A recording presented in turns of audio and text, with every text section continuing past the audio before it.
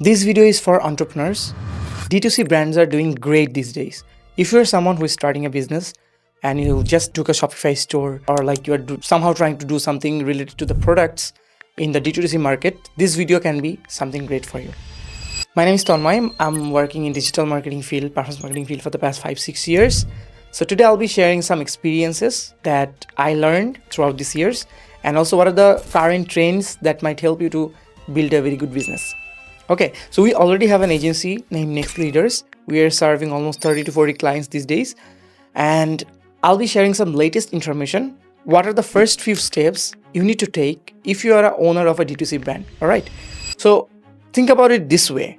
You are maybe starting a business and the main focus is e-commerce. So you are an e-commerce D2C business. First of all, you need to understand some of the models. What is a D2C? What is a B2C? What is a B2B?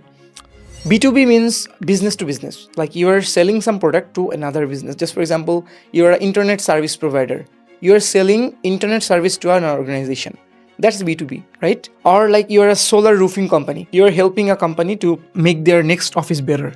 That's B2B. You brought some product and then selling to another company or like another consumer, that is B2C.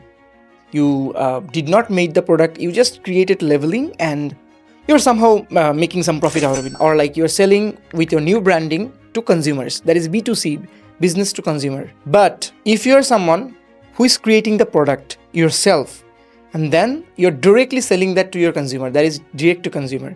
You already know about Mr. Beast, right? He have a lot of companies, products.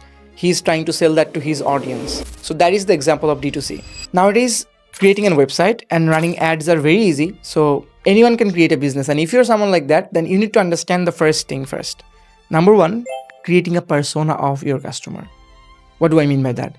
Persona means whenever you're trying to sell something, it can be a product or a service, you have to first think what that person is like. Just for example, if I'm about to sell a podcast mic, then I need to decide who are going to be my consumer. If they are a RJ, how old are they? Where they live? What's their main problem?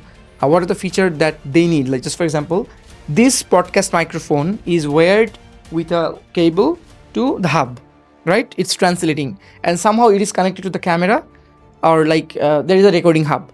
I have another microphone that is directly connected to my MacBook. So if you somehow can create a simple podcast microphone which can revolutionize the whole podcast industry, like you somehow created something that will just stay here and there will not be this kind of wires and everything. It can just directly run with Bluetooth. Yeah, there are some mics that you can put here and you can record. You can get great audio quality. But for podcast microphone, we still don't have it. So whenever you're trying to sell something to someone, you need to first think about the persona. Who is going to be my customer?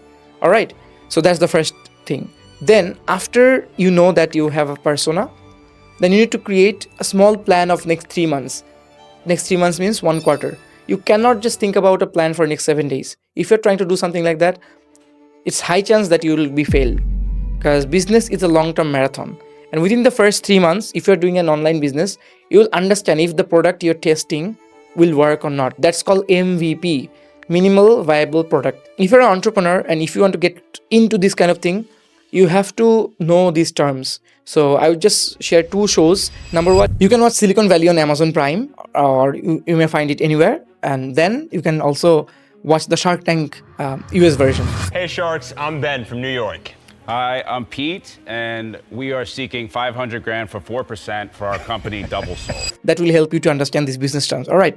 So you have that. Then you need to create that first few ads. Before that, you need to understand what marketing channels will be the easiest touch points for your consumers. Just for example, if you're targeting someone who is a teenager, you need to make sure that your marketing channels are TikTok and Instagram. But if you're targeting someone who is a corporate professional, your target markets should be Facebook, LinkedIn, and Twitter, means X, right? And also YouTube, of course. And if you're trying to sell some courses or somehow creating educational content, then YouTube can be your thing, right? That's very important to understand because I see so many people are trying to target everyone at every single space. I worked with a company based in Germany called the Panda Socks. I tried their meta ads without thinking much and it just costed me 600 euros to understand that only Google Ad can help me in this market, because most of the German people are not that familiar with Facebook. They don't use Facebook that much. Yeah, we were getting some orders, but the cost per value was not up to the mark. We could of course use Facebook, but we should have just used Facebook for visibility, for creating demand, or like popping up to right people, but not asking them, okay, this is a great deal, just click and get a free quote. We shouldn't be doing that, right? So that's another example of doing marketing at right place. So a few things we learned. Number 1, creating a persona. 2, creating marketing channel. 3, understanding the customer's need. And number 4 should be consumer psychology. Picture this. You have an ugly painting, but it's in a beautiful frame.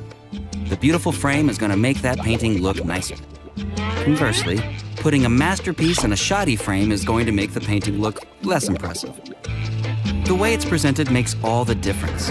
I see so many people are lacking on that, including my home country, and also so many people working and also sharing contents. They also are skipping that. All right. So consumer psychology means you think about the consumer so many times. What can be their pain point? How I can make their life easier? If you're someone, I was just having a conversation with someone based in China. He was sharing a story how Alipay helped them become cashless. Like whenever they're adding something to their cart, there is 10-second time if you want to make the payment or not. So the scarcity, if you are not making the payment within 10 seconds, the window will be gone. Then you have to again select the products.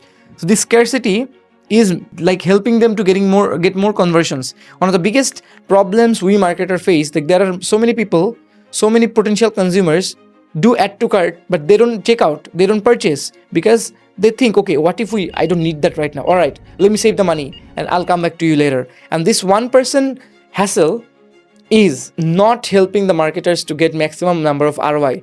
If we are thinking that we are in the consumer-centric business in e-commerce, then we have to make sure that the smoothness is there in the website, in the apps, so that the customer just make the payment, make the order within a few clicks. If we are not doing it, then we are missing out. All right. So that's another thing. We need to understand the consumer psychology. What else can be there? After sales service. I see this is a big problem, especially for small businesses. If you're someone who is starting a D2C. So when you are a new brand, your biggest struggle is to sell and then get repeat orders. There is a matrix called CAC, Customer Acquisition Cost. So if the CAC is high, then one matrix can just help you. That is returning orders. Someone is buying a microphone. Just for example, this microphone is $100. All right. And you had to pay $60 as an advertisement cost, CPR, cost per result, to get an order. And you just set $40 as a profit. So you lost $20, right? If that person is buying another product within 2 months, then you are adjusting the cost. And that is how some of the largest companies, some of the largest edtech platforms are giving you free 1-month trial, because they know if they're spending that server cost behind you, and if you are likely 10%, 12%, or 6%, 7% are the people who are continuing their credit card and they are subscribing. And when they're subscribing, they're making a huge amount of profit, because the biggest investment for those companies are the server cost and also maintenance and engineers. So you have to think about these things a little. If you're selling a generic product, then you need to target everyone, right? You have to create a big funnel.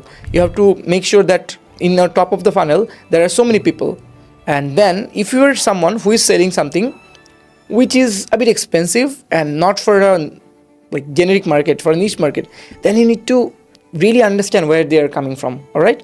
So that's about it for this video. We have to understand where the customers are coming from, persona, what they think, the consumer psychology, exploring all the marketing channels, and find out what could be the best way to get your customer. Thank you so much.